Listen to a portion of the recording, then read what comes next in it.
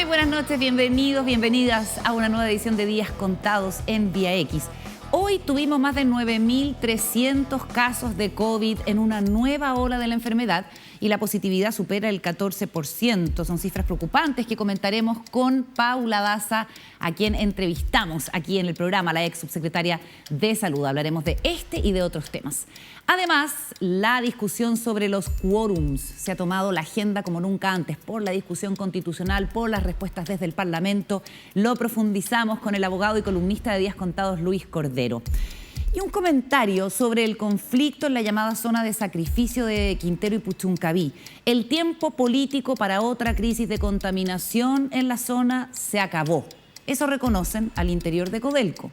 Y no se cierran a la posibilidad de clausurar la planta de Ventanas. Se necesita, eso sí, derogar la ley que obliga a esa planta a fundir el mineral de pequeños mineros de la zona. ¿Estará el gobierno del presidente Boric dispuesto a este gesto en favor de la salud de la población?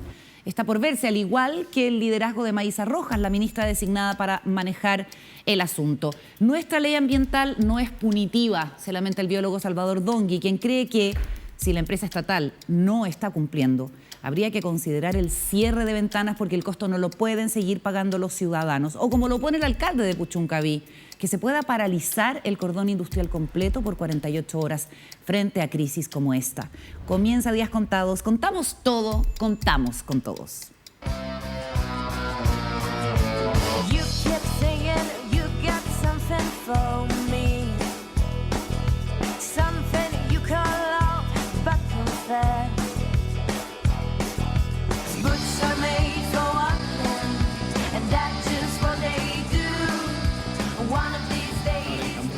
Listas, dispuestos para comenzar una nueva edición de Días Contados junto a Juan Diego Montalva. ¿Cómo estás, Juan Diego? Buenas noches. Muy bien, Carolina. Y Paula Walker. Hola, buenas noches. Me comentan tanto la telegenia de Paula Walker. De ti también me dicen cosas muy positivas, pero tenemos que destacar el descubrimiento, ¿no? Bueno, sí. Nuestra compañera. El gran aporte de la televisión chilena. Sí, no, porque además tiene pedagogía y eso es muy útil cuando la gente quiere adentrarse en los asuntos. Bueno, más allá de tirarnos flores a nosotros mismos, que puede no ser algo muy bonito. Qué bonito. Sí. Ya les contamos, vamos a estar conversando con Paula Daza dentro de poquito rato. Obviamente que es interesante saber qué piensa del reconocimiento que hace el presidente Boric en la cuenta pública, sí, de la gestión del gobierno anterior, después de que hubo críticas tan duras. Y otros asuntos como un plan universal de salud que se está viendo en la convención, cómo operaría en la práctica, qué postura tienen ellos. Ella está en una universidad ahora y van a tener un seminario sobre este tema. Vamos a estar, ya dijimos, con Luis Cordero hablando de todo lo que ha pasado en la convención. Pero antes, hay un tema que viene generando ruido y que yo creo que tenemos que abordar, y es la visita de la expresidenta Bachelet, actual comisionada de Derechos Humanos de las Naciones Unidas, a China. Siempre lo que tenga que ver con China es una cosa compleja, espinuda, complicada, sobre la cual nadie quiere entrar en profundidad, pero la alta comisionada fue algo que no ocurría hace más o menos 18 años. Sí. Y organismos de derechos humanos como Human Rights Watch y Amnistía consideraron demasiado tímida su presentación. Dice que no fue suficientemente dura con las violaciones a los derechos humanos que allí se cometen y que más bien adoptó el idioma de la diplomacia de Beijing, como allanándose el soft power a la versión oficial china sobre estos asuntos y en específico sobre una zona de China donde se están violando los derechos humanos, donde vive la minoría uigures, de los uigures. No hizo nada que fuera significativo. La acusan de traición. ¿Cómo ven ustedes lo que está pasando, Juan Diego? Bueno, yo creo que la expresidenta y encargada de Derechos Humanos de las Naciones Unidas se metió en la pata de los caballos al ir a China. O sea, tú dices que, y hablábamos antes de empezar, que hacía muchos años que no iba nadie a China. Yo creo que es muy complejo hacer. Invitamos a alguien que dijo lo de que era. Guillermo Tellier. Guillermo Tellier dijo que era un país muy grande, claro. Claro, que como que no se podía hacer un juicio generalizador sobre violaciones a los derechos humanos en un país tan extenso y con tantas particularidades. En fin. Claro, y la verdad que fue muy tímido las palabras que tuvo Bachelet respecto a esta minoría musulmana que está ubicada en Xinjiang y que la verdad ha sido tema internacional, ha sido muy principalmente medios de prensa han publicado bastante, han criticado mucho el tratamiento que tienen ellos, y tienen unas cárceles que llaman centros de reformación. Sí, como de reeducación. Reeducación de los... y la verdad que siempre va a ser poco, o sea, es muy difícil decir la verdad de China. O sea, decir como que ella encontró, primero, además, una visita organizada por los chinos. Ellos son los que permiten que entre Bachelet, y bajo esas condiciones, las condiciones que los chinos tienen, ella ve lo que pasa. Entonces, yo creo que se metió en la pata a los caballos, y las críticas han sido feroces contra Bachelet, feroces. O sea, de verdad, nosotros, bueno, llevamos varias semanas conversando esto fuera de cámara, y nada, Paula, ¿qué crees tú de...? Yo creo... A ver, lo primero es que yo creo que es un gesto político súper importante que Bachelet vaya a China. A pesar de que comparto que es muy difícil visitar China con respecto al tema. Bachelet hoy día, la expresidenta, es alta comisionada de los derechos humanos de Naciones Unidas. La última visita de un alto comisionado fue el 2005. Entre 2005 y hoy día, que el mundo ha cambiado mucho, no fue nadie. Y la presidenta Bachelet hace la visita, y evidentemente su visita nunca va a cumplir con las expectativas. Eso por un lado, yo creo que es muy difícil que así sea. Y a mí me llama la atención, por ejemplo, que Estados Unidos critique ferozmente la visita de la presidenta Bachelet, pero no dice nada de China. Hoy día, cualquier persona que quiera decir algo de China sabe que se enfrenta primero a una potencia mundial económica extraordinaria. O sea, este dicho de que China estornuda y nosotros nos resfriamos, bueno, tiene que ver justamente con eso. Por lo tanto, creo que hay, en general, y en la diplomacia internacional, un cierto grado de, yo creo que un poco de cinismo con respecto a China. Nadie dice mucho lo que en China pasa. El soft power de China es extraordinario. Eso significa que tiene una diplomacia que es como muy seductora con su cultura. Los chinos hacen invitaciones a los gobiernos, a personas influyentes de los gobiernos, y los invitan a conocer una China que es extraordinaria en realidad, en términos culturales, económicos y todo. Por lo tanto, creo que la presidenta, al ir a China, se exponía a que un buen porcentaje de personas, en este caso de organizaciones, la criticara por no ser lo suficientemente dura. Claro.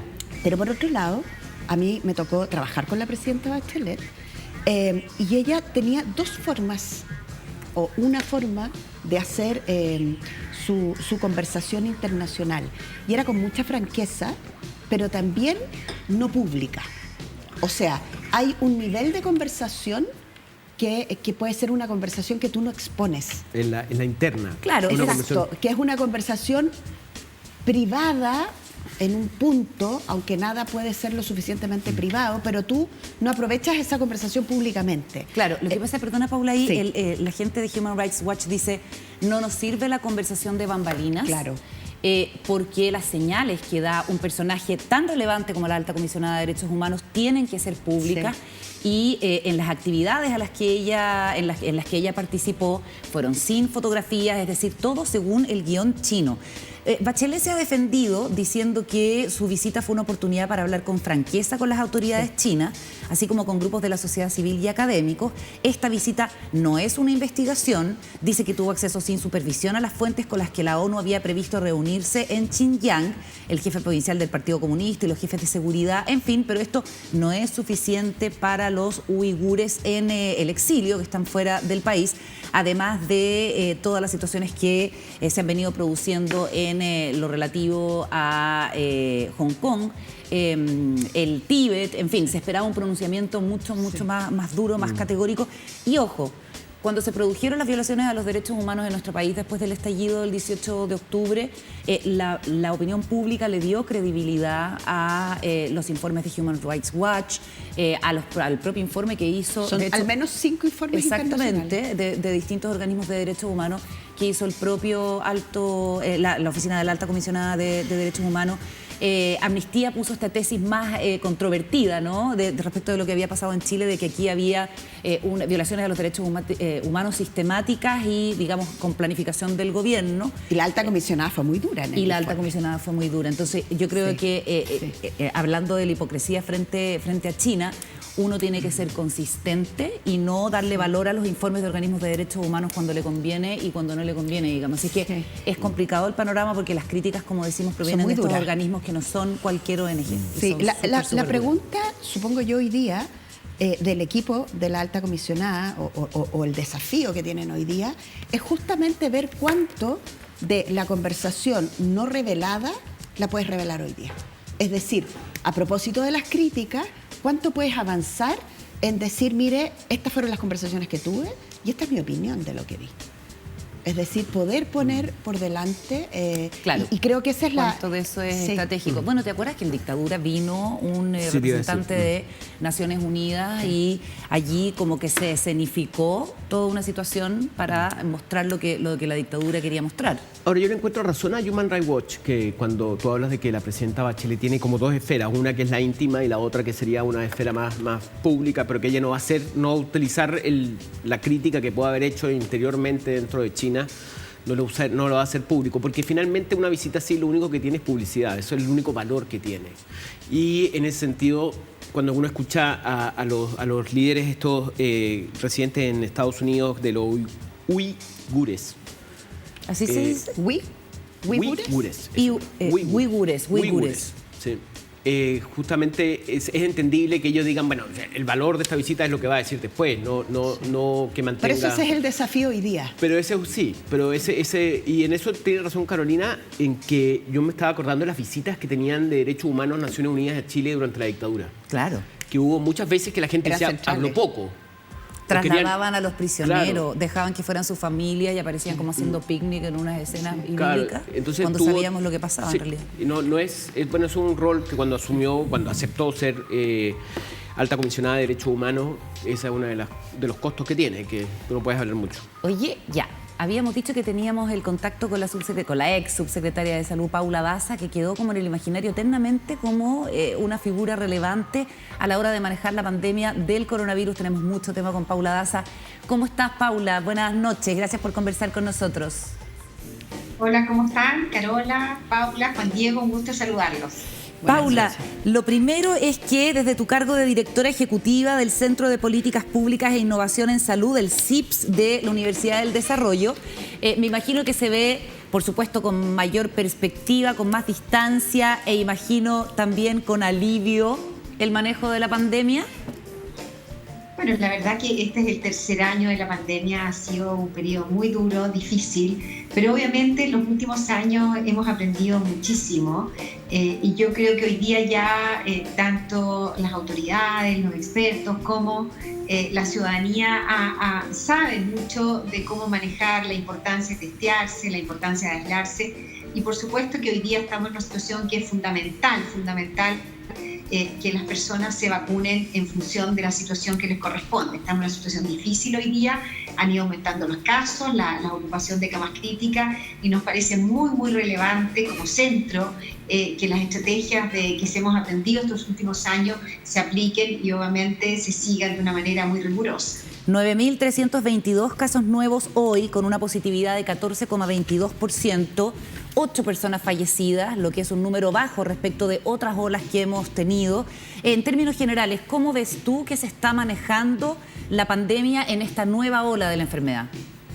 Bueno, nosotros vemos cosas que se han mantenido que son positivas, ¿cierto? Todo el proceso de seguir con las medidas sanitarias, de autocuidado, nos parece tremendamente relevante reforzar la comunicación, sobre todo en vacunación. Hoy día, Carola, tenemos más de 4 millones de personas que debiéndose haber puesto la tercera dosis o la dosis de refuerzo, hoy día no lo han hecho. Y sabemos que son esas las personas que si tienen algún factor de riesgo o por algún motivo se contagian, esas personas pueden caer hospitalizadas en una cama de cuidados intensivos. Por lo tanto, nos parece relevante que se siga monitoreando la situación de la pandemia y particularmente la situación de las camas UCI, de las hospitalizaciones y de los servicios de urgencia.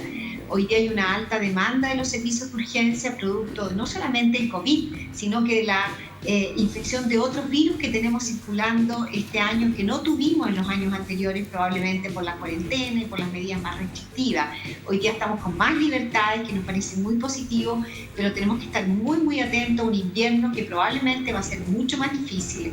Los casos siguen aumentando, las camas UCI siguen aumentando su demanda, tanto por COVID como este año, a diferencia de los otros años, tenemos virus respiratorio sincicial que ha principalmente atacado a los niños de 1 a 4 años, y es en ellos donde las camas UCI hoy día se han visto tremendamente afectadas, porque los niños los años anteriores no estuvieron expuestos a este virus, este año están expuestos, y por lo tanto probablemente la demanda de las unidades pediátricas, de camas, de servicios de urgencia y hospitalizaciones va a aumentar en forma significativa en los próximos meses. Paula, tú compartes en este escenario que no es, digamos, prometedor, las críticas que se hacen por el manejo de la comunicación de riesgo del actual gobierno. ¿Cuál es tu postura específica sobre ese tema? Bueno, yo creo que lo hemos dicho, yo lo he dicho desde un principio, nos pareció que acá, del punto de vista de comunicación de riesgo, se partió tarde. ¿Por qué? Porque desde el centro, de hecho, yo lo dije los primeros días de abril, que a pesar que estábamos en una muy buena situación sanitaria y los casos estaban bajos, era importante decir que la comunicación de riesgo es tan importante cuando los casos están altos, pero como cuando los casos están bajos. Porque cuando estamos en los casos bajos, disminuye la percepción de riesgo de forma muy importante, y está bien que nos relajemos y estemos más libres, pero tenemos que en esos momentos más que nunca decir que estamos en pandemia, que las personas deberían haberse vacunado, ojalá con la dosis de refuerzo y cuarta dosis durante el mes de abril. Ahora lo han hecho durante mayo, junio, ha aumentado en forma significativa el proceso de vacunación, que es lo más relevante. Por lo tanto, seguir reforzando, nos parece bien que las autoridades hayan partido con los puntos de prensa durante el mes de mayo, junio, porque sabemos que cuando se ven las autoridades en terreno o presentes en los medios de comunicación, de alguna manera se toma conciencia que estamos en pandemia y que tenemos que seguir tomando estas medidas que son tan relevantes. ¿Y ha habido ausencia de los encargados de la pandemia, a tu juicio? Yo creo que hoy día se ve mucho más visibilidad por parte de la ministra, de los subsecretarios.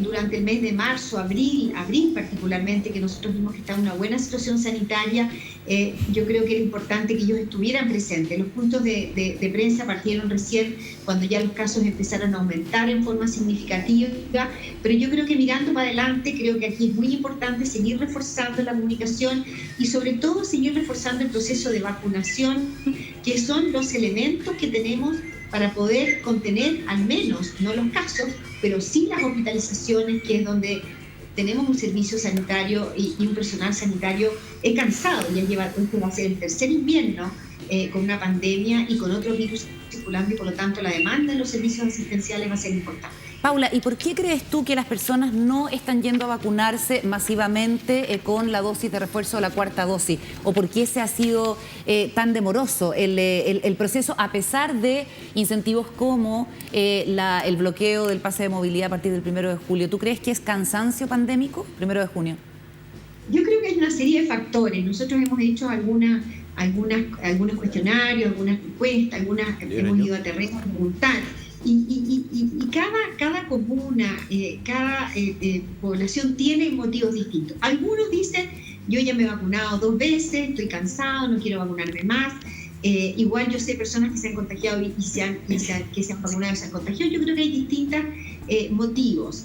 Y probablemente uno de los motivos que fue en abril que las personas no se vacunaron fue por la disminución de la percepción de riesgo. Fue claramente la relación entre la disminución de la percepción de riesgo y la poca ida a vacunación. Hoy día las personas se están vacunando, probablemente el bloqueo del pase de movilidad ha incidido en este proceso de vacunación, pero yo creo que aquí es importante que el pase de movilidad tenga un rol relevante en algunas actividades. A veces se piden, otras veces no. Hoy día sabemos que se piden para actividades más masivas y por lo tanto me parece que es muy relevante insistir, y no solamente una estrategia de comunicación central. Y yo quiero contarles, Carola, que nosotros cuando veíamos que había poca vacunación, íbamos a me acuerdo por ejemplo en el norte, donde hacíamos estrategias con el BUR, íbamos particularmente y nos poníamos metas. Yo creo que hay que ponerse metas en las distintas comunas, en los distintos lugares, en las distintas regiones, en función de la situación, particularmente de las personas que son de más riesgo, es importante, y focalizar las estrategias de vacunación en esos puntos donde vemos que las personas no se están vacunando. Ya, Paula. ¿Cómo está, Paula? Buenas noches. Hola. Quería preguntarle su opinión sobre cómo funcionó la salud pública en la pandemia. ¿Cuál es su juicio sobre cómo funcionó durante todo este tiempo? Uno podría hablar de FONASA, pero en general la red primaria de salud, pensando en la salud pública chilena. Bueno, yo creo que la pandemia fue uno de los desafíos más grandes que tuvimos desde el punto de vista de salud pública. Estoy hablando como un concepto de salud pública, de la atención primaria, los servicios de urgencia, las hospitalizaciones, también los seguros de salud. Y creo que aquí, más allá del servicio público, yo creo que acá hubo una responsabilidad, una respuesta del país completo, de la salud pública, del sector privado, del mundo académico, donde se volcó todo a hacerse cargo y a responder frente a una pandemia. Y aquí quiero hablar de la atención primaria, estamos hablando de los alcaldes, que enfocaron pero 100%, estamos hablando de los laboratorios, estamos hablando de las universidades. Se hicieron convenios con distintas universidades para poder ir a testear, hacer el testeo de la PCR. Se hizo convenio con el sector privado desde el punto de vista de camas críticas. Creo que, y por otro lado, la red asistencial pública, estamos hablando de las camas UCI, se incrementó en forma significativa, de alrededor de 600 camas, llegamos a tener más de 4.000 camas críticas. Eso es un desafío brutal como estrategia de salud pública, porque creo que nuestro país respondió con una eficiencia, particularmente en las situaciones más estresadas que teníamos. Yo no sé si ustedes se acuerdan, llegaba un momento que nosotros teníamos alrededor de 100 camas críticas disponibles. Para una situación de pandemia como la tuvimos, la verdad que fue una coordinación con el sector público, el privado, que fue de una magnitud que creo que fue muy positivo. Probablemente se podrían haber hecho cosas mejores, probablemente siempre se puede mejorar y siempre hay que mejorar. Yo creo que hoy día tenemos tremendos desafíos por delante, más allá de la pandemia. Tenemos un número de listas de espera de personas que están esperando ser operadas, ser atendidas, desde el punto de vista que nos va a desafiar como país, tanto en el sector público como en el sector privado, y aquí yo creo que nadie sobra. Todos los actores son fundamentales y lo está demostrando hoy día las camas críticas UCI pediátricas. Todos los actores son relevantes para poder dar respuesta a las necesidades de salud del país. Juan Diego. Hola, Paula. Juan Diego. Hola, ¿cómo estás? Bien. Oye, ¿sabes qué? Ayer yo quedé un poco atónito, un poco bastante impresionado, y de hecho me quedé escuchando porque no podía entender lo que estaba escuchando, que es a Johannes Kaiser, un diputado del Partido Republicano, que salió haciendo una crítica al pasaporte de movilidad. ¿Podemos ver ese video como para entender bien el contexto? Porque yo no lo he visto. No sé si Paula Daza lo ha visto, lo vamos a ver acá. Ya, vamos entonces a impresionarnos según nos cuenta Juan Diego. A ver si veamos si es así. La vacuna, damas y caballeros, es voluntaria. Así ha sido establecido por el Ministerio de Salud. Y si la vacuna es voluntaria, eso significa de que tanto el Ministerio de Salud como esta Cámara no pueden utilizar medidas coercitivas para obligar a la gente a ponerse la vacuna. Bueno, nada, yo quedé muy impresionado al escuchar a este caballero. Además es larga, esta tuvimos una cuña muy corta, pero ¿qué se hace con este tipo de personajes? Yo nunca había visto a un diputado que el Parlamento, alguien saliera a pelear, ¿me entiendes?, con la vacunación. ¿Qué se hace en estos sanitaria. casos? Bueno, la verdad que, es difícil. Yo creo que está más que demostrado, no solamente en Chile, en el mundo, todas las autoridades, todos han salido, el rol que ha cumplido la vacunación en tener menos personas fallecidas. No sabemos cuál hubiera sido la situación sanitaria de Chile y del mundo si no hubiéramos podido tener una vacuna que la verdad que fue, la tuvimos en un año, las respuestas de salud pública. Yo creo que no es necesario dar los argumentos, la importancia de la vacunación. Y acá varias cosas, yo creo que es muy importante decir, de las políticas de salud a nivel del mundo y a nivel de la historia del mundo en salud pública, hay dos políticas de salud pública que han tenido un impacto fundamental en la salud de las personas. Una son las vacunas, que han salvado vidas, y dos es el agua potable. Son de las dos medidas de salud pública que ya está comprobado que han producido el mejor impacto para cambiar el rumbo de la salud pública. ¿qué pasa con esta vacuna? Y obviamente es una vacuna que es voluntaria, pero si es voluntaria, debemos también proteger a las otras personas que se vacunan cuando uno está en contacto con alguien que no está vacunado. Y por eso hoy día hay medidas que este pase de movilidad que le dice, bueno, usted si no se quiere vacunar y no se vacuna, nosotros vamos a proteger a las personas que se vacunen. Y si usted quiere un restaurante, bueno, se puede quedar afuera del restaurante, pero no puede entrar a ese restaurante, porque el resto de las personas que están ahí sentadas consideran que se han vacunado y consideran que de alguna manera el resto de las personas tenemos que cuidarlas.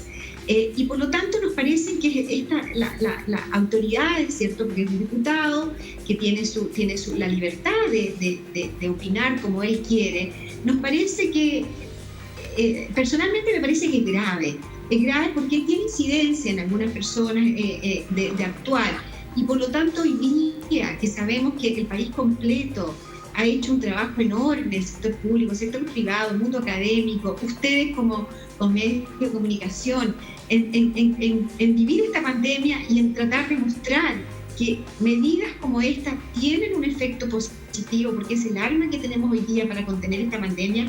A mí me parece grave, esas opiniones las respeto porque tiene todo el derecho, es un diputado, pero creo que las medidas como el pase de movilidad permite no solamente darle cierta seguridad al resto de las personas que están ahí, sino que, como hemos sabido, las personas se están vacunando y finalmente nos protegemos todos. Estas medidas hacen que me proteja yo, pero protejo al resto de la comunidad. Paula.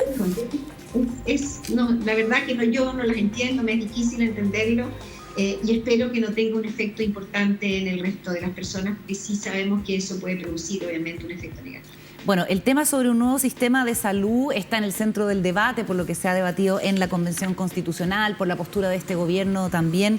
Y ustedes allá en el Centro de Políticas Públicas e Innovación en Salud de la Universidad del Desarrollo, el CIPS-UDD, del cual tú eres directora ejecutiva, van a realizar el próximo miércoles 15 de junio en la mañana, a las 9:45, un seminario que se llama Construyendo un Sistema de Salud para Chile, con los puntos de vista que a juicio de ustedes tienen que estar presentes en la discusión. Pero antes de despedirte, quería preguntarte por el gesto del presidente Gabriel Boric en la cuenta pública al reconocer lo que hizo el gobierno anterior en materia del manejo de la pandemia. ¿Qué te pareció?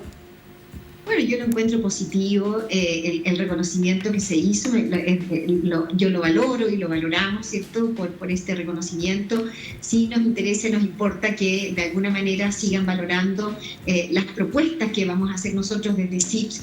Nosotros vamos a hacer análisis, estudios, proyectos, innovación, y vamos a hacer propuestas en salud pública. Porque yo creo que aquí en esto es un tema tremendamente sensible para las personas y todos tenemos que seguir opinando y aportando a la salud pública del país, y ese es nuestro nuevo rol desde la academia. Muchas gracias, Paula, por la conversación. Que te vaya muy bien. Muchas gracias, que estén muy bien ustedes. Gracias. Pausa y a la vuelta conversamos con el abogado Luis Cordero acá en Días Contados. Antes, WOM tiene algo que contarte. Estamos de regreso en Días Contados con nuestro panelista Luis Cordero, una de las mentes jurídicas más brillantes del país, según dijo Agustín Esquella hace un par de días sentado acá con nosotros. ¿Cómo estás, Lucho? Nosotros nos gusta tirarle flores a la gente. Hoy día es día de flores. Mente brillante. No. ¿Cómo estás? Bien. Le agradezco a Agustín sus palabras, pero creo que fue exagerado, la verdad. Bueno. Le tengo mucho aprecio y mucho cariño. Nunca hemos hablado tanto de los quórums, y hay no solamente una, sino varias discusiones que tienen que ver con la cantidad de votos que se necesitan en el Congreso para hacerle modificaciones a la Constitución. Eso es como en términos generales. Sí. Incluso hay un proyecto que presenta Jimena Rincón con Matías Walker, los senadores de la DC, para modificar ahora los quórums de 2/3 que establece la Constitución del 80, convertirlos en quórum de 4/7. Invitan a la derecha a comprometerse con eso aquí y ahora, a ver si se le puede empezar a hacer modificaciones a esta Constitución cuando se está avanzando y se está llegando al final de la redacción de una nueva Constitución. ¿Cómo ves todo esto tú? Bueno, esto es como, estamos llegando a una disputa que era inevitable en algún momento entre el Congreso y la Convención. Y yo creo que esta es una disputa en verdad entre el Senado y la Convención. Una de cuyas manifestaciones es el quórum. Esencialmente, ¿por qué? Porque, como conversamos la última vez, las normas actuales que están armonizando tienen un problema porque no existió quórum general para tener un quórum, a su vez, de reforma constitucional. Entonces, hoy día, la convención está discutiendo ese quórum por 2 vías. En armonización, para resolver la regla permanente, y en transitorias, porque ahí tenemos esta discusión, recuerden, que era la propuesta del 2/3, que fue rechazada, y entonces sobre la cual hay un acuerdo, de hecho se votó hoy en la mañana para llevarla al Pleno, que sería 4/7, pero con algunas materias con referéndum ratificatorio. Entonces, paralelamente, el Senado, 2 senadores plantean esta propuesta, y en rigor aquí lo que tenemos es un acto de campaña, en mi opinión, de cara al plebiscito. De campaña de parte de... Yo diría que en el caso del senador Walker, el caso de la senadora Rincón es muy evidente, creo. Una campaña apoyando el rechazo. Yo tengo la impresión, y además de una manera que yo creo que ya algunos ya no lo llaman rechazo, empezaron a hablar de no apruebos. Eso sí se dieron cuenta. Sí. La campaña ya parece que no... Supongo yo, porque habrán... Para ser más suave, dice. Para ser más suave y abrir la posibilidad como esta nueva vía. Digamos. Claro. Pero yo creo que era una disputa que era bien inevitable. Ahora es bien particular que además la iniciativa esté en el Senado, porque de alguna otra manera el Senado es crítico en esta última parte del proceso. Es crítico además porque es una institución directamente afectada. Entonces, yo lo tomaría en esos términos. Creo, sin embargo, que la propuesta de los senadores es una propuesta que está más bien apuntando hacia esta discusión más estratégica electoral. Estamos a pocos días que se acabe la convención. En cambio, la convención tiene un problema porque tiene esta parte es especialmente sensible, resultado de que acá hay una línea roja para muchas personas en términos de si bloqueas o no bloqueas al actual Congreso para hacer modificaciones a la Constitución. Sí, ya, vamos a despejar un poco. Porque sí. ¿No es cierto? Sí. Finalmente es discusión sobre poder. Sí. ¿No? Y la Constitución lo que hace es que rebaraja y vuelve a entregar poder de distinta forma a distintos lugares. Así es. En ese sentido, lo que se está discutiendo hoy día sobre los 2/3, 3/4, 3/5 y finalmente 4/7 es cuán fácil o difícil va a ser poder reformar la futura Constitución. Así es. Entonces, hoy día, si se llega a aprobar los 4/7, ¿qué significa en términos de cuán fácil o difícil va a ser que el actual Congreso pueda o no modificar una Constitución al día siguiente, al mes siguiente de que la Constitución sea aprobada en el plebiscito que vamos a tener el 4 de septiembre? Claro, lo que pasa es lo siguiente, que es bueno despejar, porque la propuesta de los senadores descansa en bajar los quórum, pero hay algunas cosas institucionales que pierde de vista. Por lo pronto, que en reformas constitucionales el Tribunal Constitucional cumple un rol ahí en el actual modelo. En el fondo. Entonces, igual te queda un Tribunal Constitucional dando vuelta. En mi opinión, yo creo que uno debe hacer esta evaluación en términos más políticos que técnicos. Porque, en rigor, lo que está en disputa es la credibilidad de que si llegara a ganar el rechazo, existe el proceso constituyente continúa. Ahora, una es que yo te diga 4/7 y otra cosa distinta es aceptar que sea este Congreso el que lo lleve a cabo, ¿no? Entonces eso da origen, y por eso creo que es una discusión más política que técnica en el fondo. Yo creo que al final tiene que ver con... Empezó la campaña, eso yo diría que con ese proyecto empezó la campaña en el fondo. No, el Senado lo podría aprobar. La Cámara de Diputados, por su estructura, probablemente no lo va a tramitar hasta antes del plebiscito. Entonces, me parece que como el test de credibilidad, que yo creo que es como el problema central de cara al plebiscito, de aquellas personas que no les acomoda el borrador que está, parte por hacer creíble esa propuesta. Y yo por eso creo que es un problema más político que técnico. Porque técnicamente uno empieza a hacer el listado y claro, tiene varios defectos, ¿no? El TC, en fin. Entonces, pero si uno empieza a hacer ese listado, como que ya dice, ya, ok. Pero es la demostración de nosotros estamos, o sea, no nos vamos a quedar con la Constitución como está, la del 80, sino que estamos disponibles a quitarle los candados y hacer transformaciones si es que llega a ganar el rechazo. Se desarmó la Constitución del 80. Yo creo que es el resultado de este proceso de algo que yo creo que hace incluso 3 años, 4 años era sencillo. ¿Qué pasaría en caso de que ganara el rechazo? Eso te iba a decir. Sí. Bueno, a mí me parece esto una locura los senadores de DC. Me parece como muy... De verdad yo ya como que perdí la capacidad de entender qué está pasando, porque además como tenemos la dimensión para acá, el Parlamento actual, y después... No es fácil. Y la convención, entonces ya no sabemos con quién habla de cuatro séptimos, que hay que mirarlo además. ¿Cuántos son 4 séptimos? De Muy 150. bien. A ver, 2/3 son 103 votos Sí. de 155. La convención tiene la misma cantidad De diputados. que la O sea, Cámara de el mismo. Diputados, ¿cierto?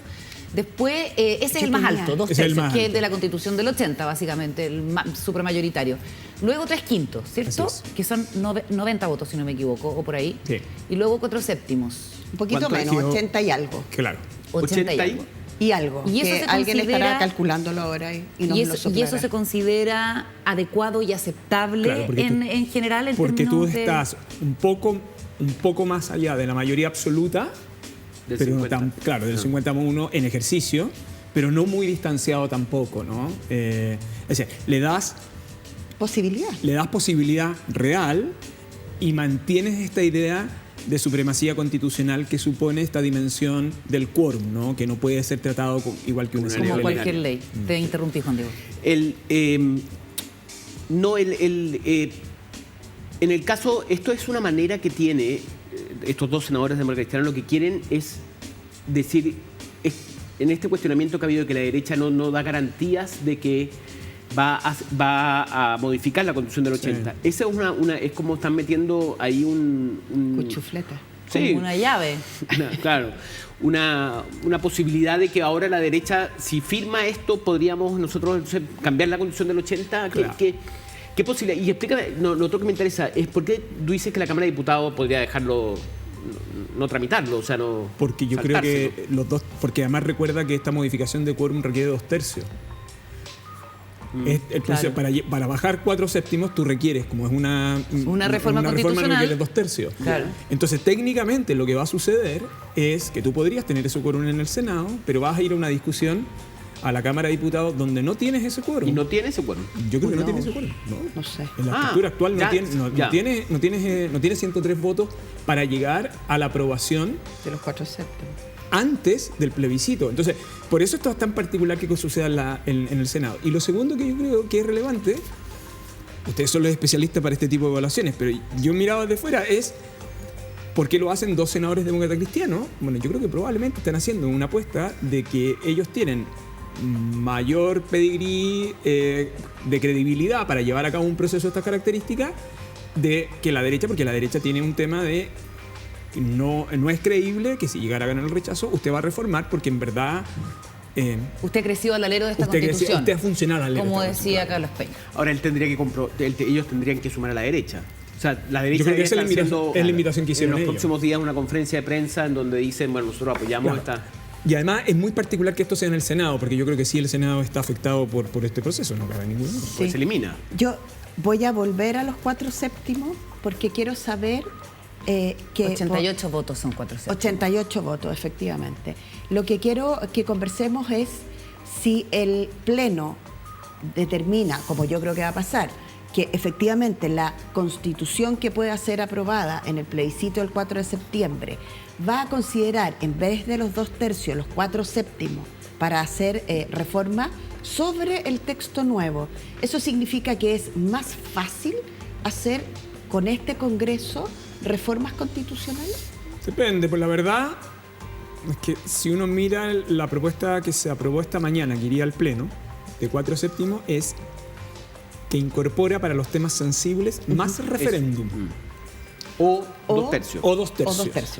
O sea, en Claro. el fondo, el momento en que tú suprimes el referéndum ratificatorio es en el caso que logras 2/3. Claro. Porque se supone que sería un alto consenso. Ya, pero pongamos un ejemplo. ¿Derechos fundamentales? No, pongamos un ejemplo. El ejemplo, sistema político. el ejemplo Congreso. clave de esto, no, es que quiero modificar las normas transitorias. Porque la propuesta de que se aprueba esta mañana. Oye, pero esto es como un loop. Obvio. Es Como una lo cosa que- muy Pero un mareadora. ejemplo Fíjate que- más fácil. no, es que fíjate que las por qué- personas podamos ¿Sabes entender por más qué es tan.? agotador. No, es que, a ver, es que ¿sabes por qué es tan.? Porque estamos comentando de la norma transitoria. Porque armonización, que es el que se tiene que preocupar de la norma permanente, todavía no se pronuncia sobre esto. No llega a esta discusión todavía. Entonces, el debate de quórum se hace relevante de aquí al 2026. Sí. Ahora. Es decir, si este Congreso puede modificar un texto que va a ser plebiscitado y eventualmente aprobado. Por lo tanto, se transforma en una coyuntura de 4 años. Entonces, ¿qué es lo que hicieron? Tomaron la norma permanente y dijeron, ok, algunas materias, si hay alteración sustancial del régimen político, si se afectan derechos, modificación de derechos fundamentales, y agregan a ese set las normas de derecho, o sea, las normas vinculadas a naturaleza, que yo creo que es el gran logro de los ecoconstituyentes en esta negociación, y las normas transitorias. ¿Por qué? ¿Por qué te meten las normas transitorias en la regla de aquí al 2026? Porque las normas transitorias es donde está el calendario de implementación. Claro. Y las pueden modificar. Si el Congreso quisiera modificarlo, le dice, bueno, ok, 4/7, y si no tiene 2/3, además, referéndum. Entonces, en rigor, protege el trabajo es de un la mecanismo de Convención. autoprotección.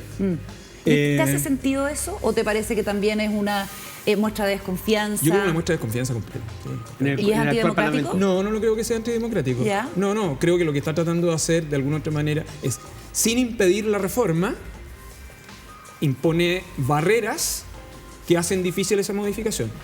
Si tú me preguntas respecto de los temas generales, derechos, incluso la norma de naturaleza, sistema político, es razonable. Autonomía de regiones.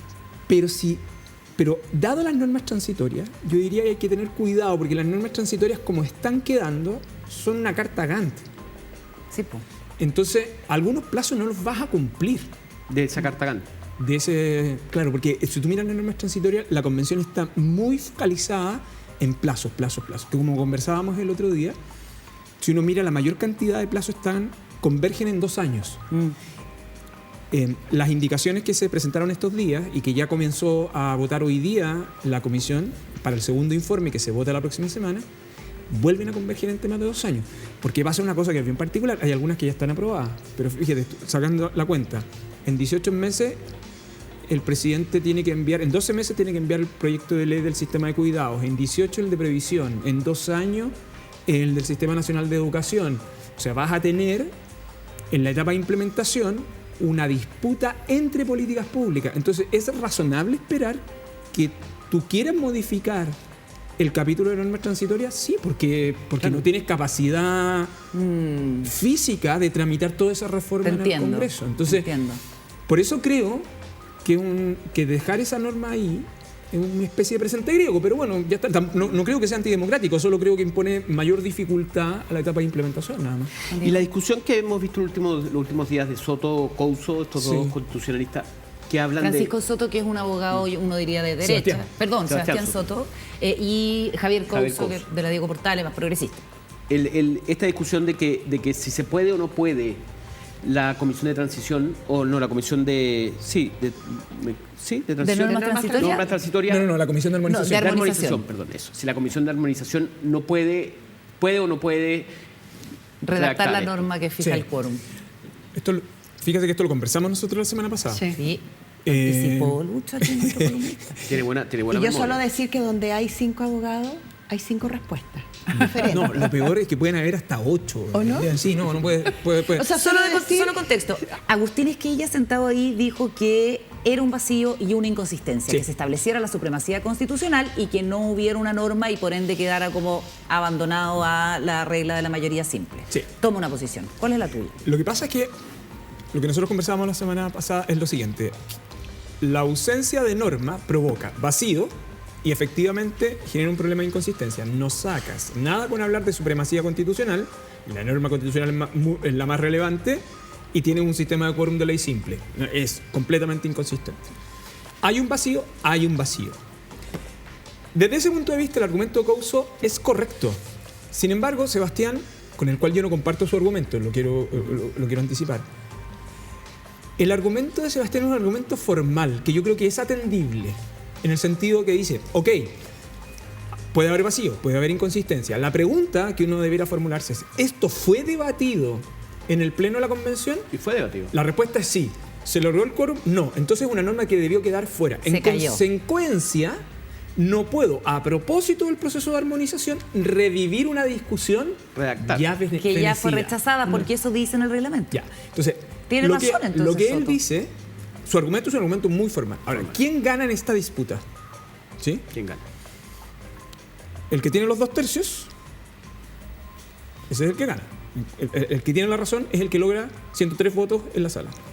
O dos, si decide impugnar esta decisión ante la Corte Suprema, en el procedimiento que tiene regulada la Constitución, porque es una violación de un asunto procedimental. Hasta ahora, todas las discusiones de infracción de reglamento no se ha llegado nunca a la disputa ante la Corte. No se ha presentado ante la Corte. Y es altamente probable Corte Suprema. a la Corte Claro. Suprema, porque el proceso que habilitó, las normas Sí. que habilitaron, permite que sea la Corte Suprema en una sala La sorteada dirimente. la que dirima los conflictos de procedimiento. Entonces, la única manera, el argumento de Couso gana con 2/3 en el Pleno. ¿Ya? El argumento de Soto, Gana.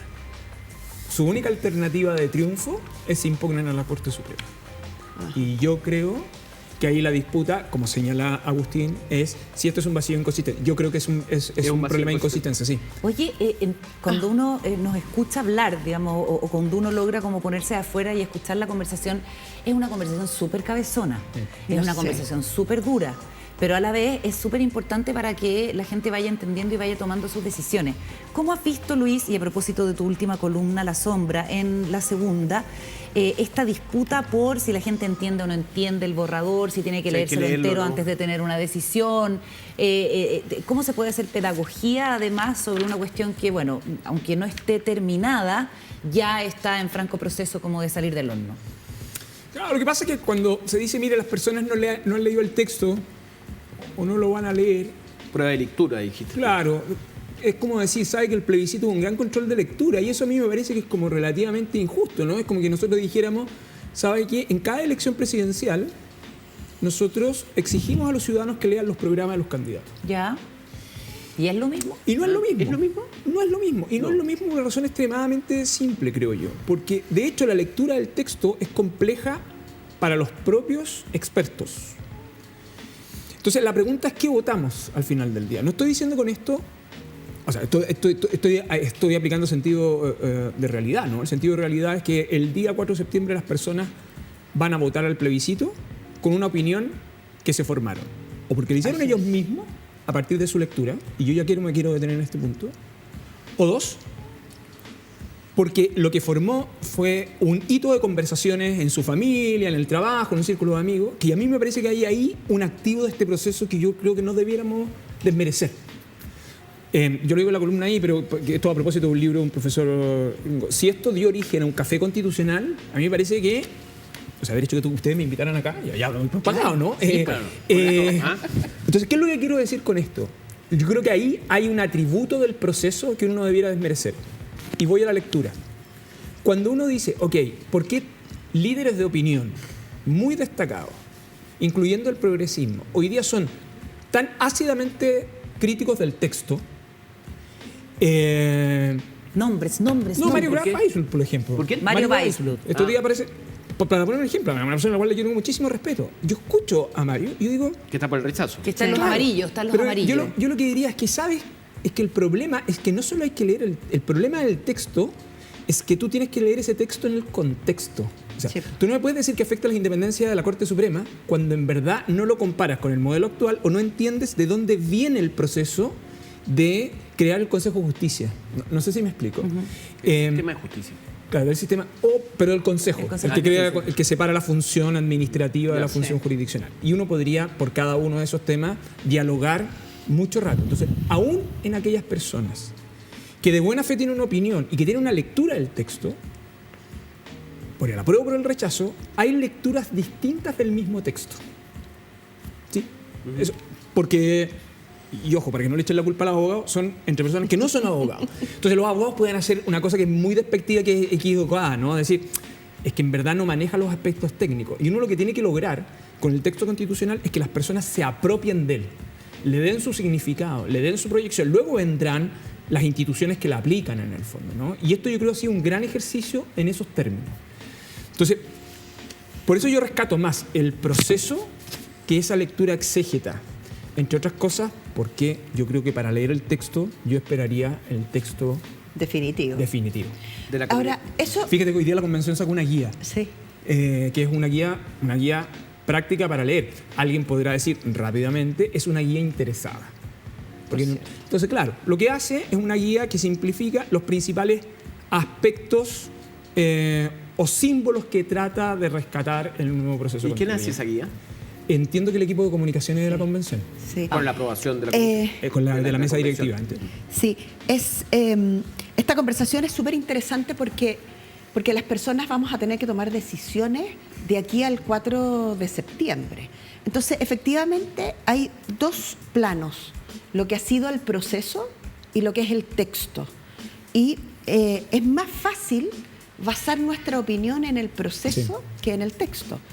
¿Por qué? Porque las personas vamos capturando aquello que nos llama el interés. Entonces, nos vamos a acordar del señor que, dándose una ducha, votó desde la ducha, y entonces uno podrá decir, me parece un acto A o B, y eso determina en un punto y me sesga para poder votar. Otros dirán, hay que ir al texto. Y entonces, si tú no sabes, o tienes baja comprensión de lectura, o no eres abogado o abogada, no puedes opinar. Se empiezan a producir unas complicaciones en ese sentido, que yo, si asesorara al equipo si le hiciéramos un segundo piso al equipo de la convención, una asesoría express, ¿no es cierto? Es justamente simplificar contenidos, porque no es necesario que uno se sepa los contenidos así como en la expertise, pero lo que sí hay que comprender las consecuencias también de esos contenidos. Probablemente no de todo, invitar a la gente, por supuesto, a leer, pero a no dejarse seducir por las simplificaciones del proceso, ¿no? Porque eso es lo que nos puede terminar, o sea, ¿dónde está la raíz de las noticias falsas? En las simplificaciones del proceso. Se dijo mucho que este nuevo texto iba a terminar con la bandera de Chile e iba a terminar con el... Huemul. No con el huemul. No con el huemul. Iba a terminar con el himno y la bandera. Era parte del proceso de discusión, pero no está en el texto. Al contrario, el texto ratifica nuestros símbolos patrios. Ya, pero ¿cómo puedes si uno hacer se para queda- simplificar y al mismo tiempo no desvirtuar el contenido de la norma, que en general las normas jurídicas de la Constitución son complicadas? ¿Cómo? Son textos abiertos. Sí, ¿no? aquí está el experto. En Son los cómo no- textos Es abiertos y interpretar. son Eso- textos porosos. Por eso los abogados suelen ser educados cuando qué? estudian esencialmente en cómo razonar. Si uno simplificara, Claro. los abogados son entrenados para eso. No en memorizar. Sino que ¿En los qué? abogados son entrenados en entender y comprender una ¿En forma de interpretar? razonación y de expresar esa interpretación. Ya. Entonces, ahora, ¿por qué esto importa? Porque no solo por cómo fue el proceso, sino que además yo creo que no debiéramos olvidar de que la etapa de la propaganda electoral, que comienza al día siguiente que se entrega el texto, se basa esencialmente y se da en un texto con un contexto difícil en términos económicos, porque uno es cómo influyó el proceso de discusión y otra es, de cara al plebiscito, El contexto. cuál va a ser el contexto. Claro. Y ese contexto es un contexto difícil. Este no es un contexto en que estamos bien, en que tenemos un problema con la inflación, tenemos un problema Violencia. violencia y crecimiento. Entonces, atribuirle luego al texto constitucional un futuro negro también. Entonces, hay un contexto en esos 2 meses a partir del 4 de julio que yo creo que es bien conveniente también tenerlo presente en el fondo, ¿no? Y eso es una completa incertidumbre, no sabemos cómo se va a comportar. La última encuesta, la CADEM de esta semana, muestra una recuperación del apruebo y una caída del rechazo. Es no muy decir, marcada. No, Creo que pero fueron como muestra- 2 puntos. Pero un cambio de que bajó el- tendencia. pero muestra tendencia, Claro, totalmente. efectivamente. Bajó que 2 puntos el rechazo en la CADEM y subió 8 puntos el apruebo. Exacto, que es harto, 8 puntos. Entonces, ahí puede pasar, y eso es algo esperanzador para aquellas personas como yo, que nos gusta la idea de aprobar el texto constitucional, de poder comprender mejor y aislar para luego combinar el texto con el contexto. Es decir, lo que está pasando en el país tiene mejor respuesta en una nueva constitución o tiene mejor respuesta en la constitución anterior. y yo siempre lo grafico con el traje, ¿no? Con el mejor traje. Una constitución discutida con representantes democráticos, nos pueden gustar más o menos los y las representantes democráticas, pero nadie puede dudar de que la discusión es actual y es una discusión desde los territorios y de los problemas de hoy día, no de los problemas de hace 40 años. Entonces, la conversación también para nosotros como ciudadanos, que tenemos que poner un poco de esfuerzo en cómo vamos a llegar a votar el 4 de septiembre, es si este texto conversa mejor con el Chile de hoy día o no. No sé qué... Pero también ahí no se abre la ventana de que tal vez cuando veo a estos dos senadores demócratas cristianos hablando del 4 séptimo, como postergando, ¿cómo sería la conversación si en el escenario que están de alguna manera diseñando los demócratas cristianos? Claro. Que es se que rechace. Rechacemos y vengamos a discutir la Constitución del 80 acá en el Senado, en el Parlamento. Perdona, DC con derecha, ojo. No, pero la derecha se sumó. Acuérdate que el fin de semana en los consejos... esta idea de cambiar al tiro el quórum ahora ya, como la propuesta de los demócratas cristianos... Se sumó la derecha. Sí. Pero oficialmente, por lo menos hasta esta hora... Hasta ahora es la DC. No han respondido formalmente a la propuesta de Rincón y Walker, pero el fin de semana sus consejos generales dijeron que estaban por el rechazo y además dijeron que estaban por modificar los quórums. Eso fue lo que había dicho Javier Macaya, solamente como para darle contexto. Lo que hace... Yo entiendo que Macaya el primero que lo dijo y quedó como solo, ¿no? Sí. En su momento, hace entonces tú dices que ellos surgen a raíz de Macaya. Yo tengo la impresión de que ellos tratan de armar una propuesta propia. Ellos dicen, aquí está el proyecto. ¿Cómo sería ese escenario? No lo sé, yo creo que ese es un escenario... Yo creo que este es el momento de cómo la política articula una solución, porque además cuando se acabe la convención, todas las soluciones se van a articular desde los partidos, guste o no. Y el Congreso va a ser un lugar, con el Ejecutivo, un lugar de articulación. La convención deja de tener un protagonismo. Hoy día la convención en su interior articula soluciones, en algún sentido, pero con un horizonte muy finito. Pero a partir del 5 de julio, la articulación de todo lo que suceda vuelve a mano... Por eso la blindan. Claro, y por eso se da esta relación de sospecha en el fondo, ¿no? Ahora, yo sigo siendo un convencido de que hay veces que nosotros no valoramos las cosas positivas. Que este ha sido un proceso institucional, que aquí ha dado un espacio de conversación en la familia, en el trabajo. ¿Tú dices que con eso se da por pagado? No es que esté por pagado, lo que pasa es que este país volvió a recuperar parte de entender que hay un espacio de discusión pública en el cual todos tienen ciertos compromisos. Tú podrás decir, mira, hay fake news por un lado, ok, hay personas que descalifican por el otro, ok, pero lo que yo creo es que el espacio público hay una especie como de revalorización de que la política es relevante, que no da lo mismo a quien tienes ahí, y no da lo mismo no solo por el debate, sino por quienes definen las reglas. No es que quiera restarle dramatismo al plebiscito del 4, lo que quiero decir es que además creo que el proceso constituyente no se acaba el 4. Pase lo que pase. Pase lo que pase. ¿Por qué? Porque si gana la prueba, lo que va a suceder es que la agenda de implementación nosotros nos va a tomar fácil una década. No es cierto que vamos a estar fácil una década dedicado solo a esto. Es decir, es más de un congreso. A pesar de las normas transitorias que le ponen 2 años. Porque además esas normas no tienen efecto, salvo en un par de casos. En los demás son plazos de referencia. Entonces lo que va a suceder es que vamos a estar 10 años en implementación. Por eso ponía el ejemplo del sistema de cuidado, la reforma al régimen de seguridad social y el Sistema Nacional de Educación, que si uno mira las normas ya aprobadas en normas transitorias, o sea, entre 1 año y 2 años, metiste 3 proyectos gigantescos en el Congreso.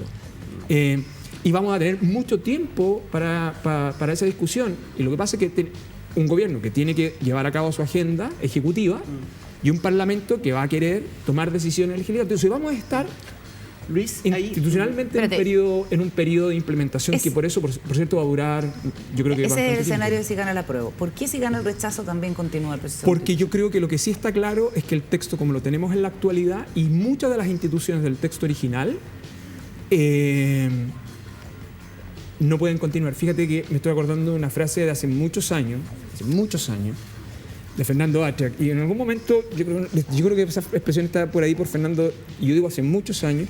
Yo creo que a propósito del proceso de Bachelet, Fernando dice una cosa que es bien relevante. Dijo en ese momento, mire, si usted cambia el binominal, si elimina el control preventivo de constitucionalidad y adecua al Tribunal Constitucional, esta constitución ya no es la misma, ¿no? Esos son los 3 cambios clave. Claro, te estoy hablando de, no sé, 8 8 años años. atrás, 9 años atrás. Porque en estricto rigor, ¿por qué tomo la frase de Fernando de hace muchos años atrás? Porque aunque ganara el rechazo, esas estructuras institucionales que Son las sirven que de se base a la van a ir Constitución del 80 están absolutamente en el suelo. Muertas. Es cierto. Entonces, tú partes de eso. Fíjate que a estas alturas nosotros podremos tener discusión sobre cómo se financian derechos sociales, pero nadie discute que derechos sociales es un tema que es relevante. Podremos tener discusión cómo está el vínculo entre crecimiento y naturaleza, pero nadie discute a estas alturas de que ahí hay una corrección que tenemos que realizar.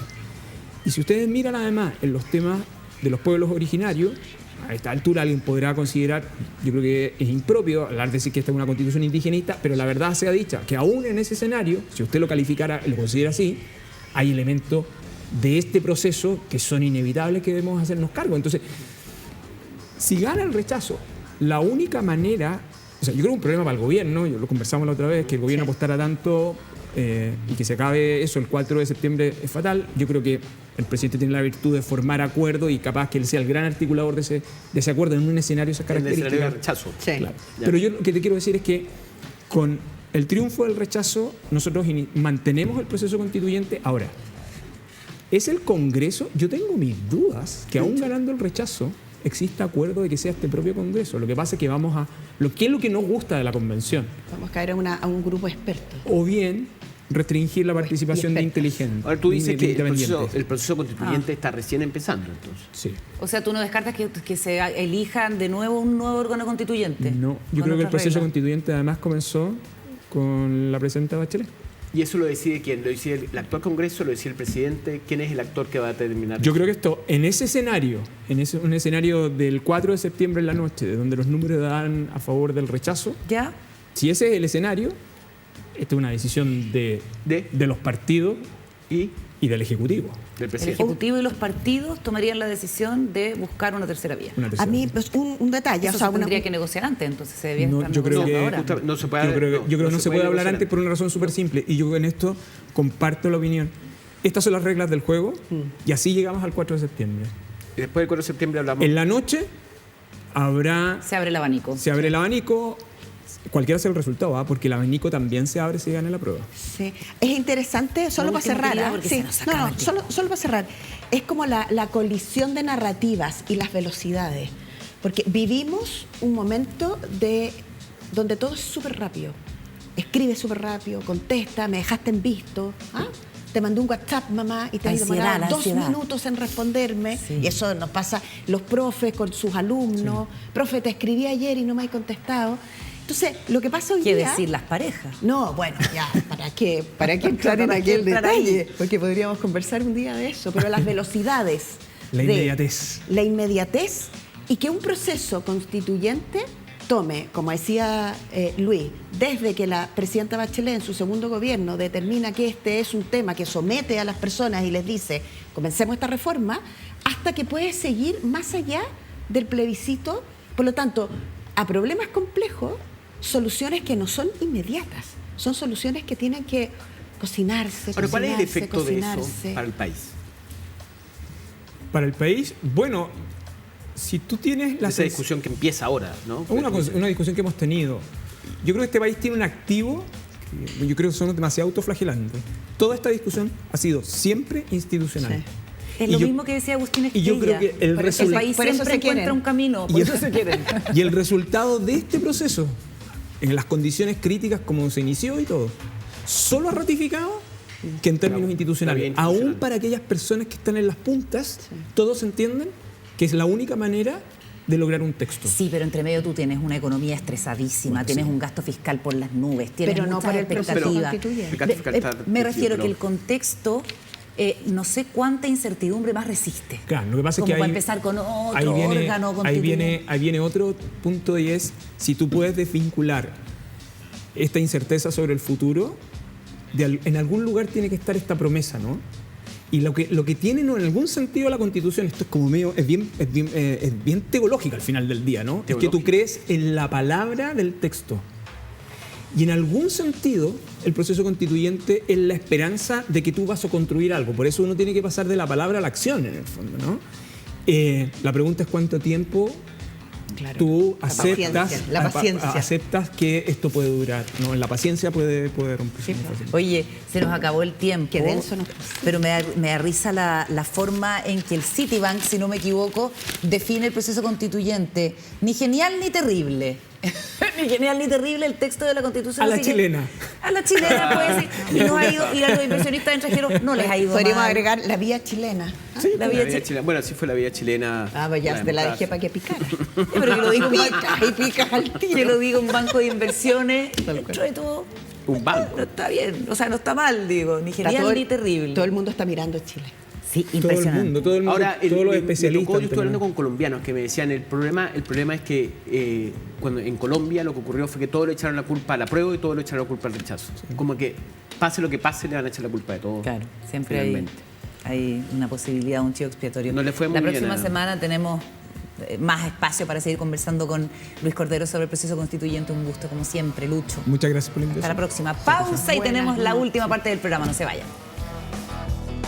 Últimos minutos aquí en Días Contados. Bueno, el presidente Boric sigue en su gira y participando ahora específicamente de la Cumbre de las Américas allá en Los Ángeles, Estados Unidos. Una cumbre que tiene como un sello muy marcado en el tema de la inmigración y en el plan de Estados Unidos de hacer inversiones en los países de donde salen la mayoría de los inmigrantes y la intención del presidente chileno también de poner el tema de que se resuelva regionalmente este asunto. Paula, ¿cómo ves tú el sello de esta cumbre? Sí, la Cumbre de las Américas, esta Cumbre de las Américas nos muestra, yo pienso, un Estados Unidos con un presidente que ha sido como que ha mandado mensajes raros. O sea, manda mensajes, por ejemplo, van a firmar un acuerdo. Todo indica que es un acuerdo bien extraordinario en términos de controlar o orientar los movimientos migratorios. Hay 3 países que permanentemente están poniendo 7.500 personas diarias en la frontera de México y Estados Unidos. Y me refiero a El Salvador, Honduras y Guatemala. 7.500 personas que están todos los días pasando o intentando pasar a Estados Unidos. ¿Qué ha hecho Estados Unidos a través de tratativas de Kamala Harris? Ha hablado con muchas empresas americanas que tienen intereses en estos países y están buscando, llegaron a juntar algo así como 3.200 millones de dólares para hacer inversiones en los países que permitan que las personas no vayan a buscar a Estados Unidos nuevas oportunidades, sino se queden Mejoren en sus países. sus condiciones de vida, en el fondo. Eso es súper importante y Es creo una que, razón. creo que es un camino adecuado y firmar el acuerdo. El problema es que como dejaron afuera a Cuba y como dejaron afuera a Nicaragua y como dejaron afuera a Venezuela, la gente de Honduras, Guatemala y El Salvador decidieron no ir a la cumbre, que son aquellos países que en un punto aportan con movimiento migratorio. Entonces, por eso es difícil entender por qué Estados Unidos, con una mano, hace cosas como bien positivas y con la otra se equivoca. boicotea. Se boicotea, claro, se equivoca en cosas chiquitas. No sé qué piensan ustedes con Bueno, y no es tan chiquito, digamos, dejar fuera de la cumbre a países que tienen un Que son los que están evidente carácter produciendo migración. autoritario. No, y que están produciendo Pero- la migración. No, en es que América me refiero Latina. a la cosa inicial, dejar fuera a Cuba, Venezuela y Nicaragua, porque hay una señal política Sí, evidente, pues. son gobiernos que son inaceptables desde Ahora, el yo punto de creo- vista de los derechos humanos y de las democracias, pero por otro lado también está la mirada de que mientras más aísles a esos gobiernos, más aíslas a sus poblaciones, y Por eso se hace cierto, más difícil. por cierto, No, yo yo me sorprendí fíjate, de que la Cumbre de las Américas se hace cada 5 años. No hay nada, yo me acuerdo lo que eran las cumbres de las Américas antes, tenían alguna relevancia. Hoy día nadie entiende lo que es la cumbre. Mi idea es que han perdido peso específico en el contexto internacional. Y creo que indudablemente necesita una reformulación y un entendimiento, por ejemplo, en el hecho de que si pueden o no, no invitar a las 3 ¿Será países porque que... se ha debilitado el multilateralismo? Como que desde los populismos, los nacionalismos se ataca mucho esta idea del multilateralismo. Mucho, pero Puede ser, pero en ese sentido el presidente yo creo que está teniendo una... puede articular, puede O ser sea, un yo articulador. creo que el presidente puede no solo ser un articulador, por cierto, pero yo creo que el presidente muestra una manera más joven de enfrentar las relaciones internacionales. ¿Y cuál es esa? Y eso, por ejemplo, llegar a Estados Unidos avisando desde Canadá públicamente que va a increpar en la mesa la ausencia de estos 3 países.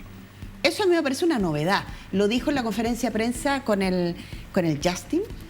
Dijo... con el Justin, el de la chela. Claro, con el Justin, el de la Claro. hamburguesa y la camisa blanca sin corbata. Sin corbata. Dijo desde pero esa... con cuello muy sí, muy rígido. durito, como le gusta Muy rígido. a la Carolina a la Urrajola. Carolina. Pero ahí dijo el presidente en Canadá, yo no estoy de acuerdo con dejar fuera de la mesa a estos 3 países. Y eso, avisarlo desde antes, significa que el presidente lo tiene que sostener en el famoso En el foro, retiro. digamos, claro. No, porque hay un espacio donde quedan solo los jefes de Estado y las jefas de Estado. Y ahí se conversa como estamos conversando nosotros. Y esos son los momentos más relevantes en términos de las capacidades que tengan los mandatarios y sus habilidades, no solo de inteligentes, sino que también habilidades sociales. Y en ese sentido yo creo que el presidente, perdona, aquí termino, que el presidente puede poner un tema arriba de la mesa desde una mirada de una persona joven que puede entender las relaciones internacionales con menos rigideces Claro. y con más Jovialidad. y más concreto también. Si Sí, al final más estas seco. reuniones sirven en la medida que a los pueblos de todos estos países nos sirven que no es puro y se pérdida sientan- de ¿Tú crees que plata, tiene ¿no? que haber un cambio generacional? Así como han cambiado las generaciones que están a cargo de los países, tendrían que cambiar la política internacional de estas cumbres. O sea, la manera como se hacen estas cumbres. completamente. Oye, yo estaba preocupada de algo mucho más frívolo, que es que en estas cumbres en general, la de la PEC, la cumbre de las Américas, como que siempre hay como un souvenir o una tenida que se Una les pasa a los- vestimenta. una Y vestimenta. en este caso no hay. Quiero ver California, si tú fueras Pero esa californiano. es APEC, yo creo, la de los Pero también, vestimentas. yo me acuerdo de cumbres de las Américas, todos como con Pues guayabera. si son todos de las Américas. ¿Ah? No había mucho... ¿Cómo? Son todos de las Américas, entonces... Por eso, claro, pero porque la cumbre- gracia de la PEC es que el como país son países anfitrión. tan distintos... Claro, no, pero aquí también ha habido, pues. Aquí también ha habido la cumbre de las Américas Esperemos. vestimentas. Veamos especiales. si eso va a demostrar, eso va a ser una señal de si se ha actualizado o no la cumbre de la Si América. se ha debilitado o no. O se ha la- debilitado, que ya no, ni siquiera la tenida final esa que Importa. tanto importa. Bueno, en una cumbre de las Américas fue ¿Ya? que el entonces presidente Hugo Chávez, ¿Por qué no te callas? Toda la razón, el rey de España. Fue una cumbre de la América, ¿verdad? claro, po, Oye, ¿por el qué rey, no te de, callas? el rey de España cayó en desgracia. Y Hugo Chávez murió. Porque han pasado cosas desde ese Y persiste la momento. polera.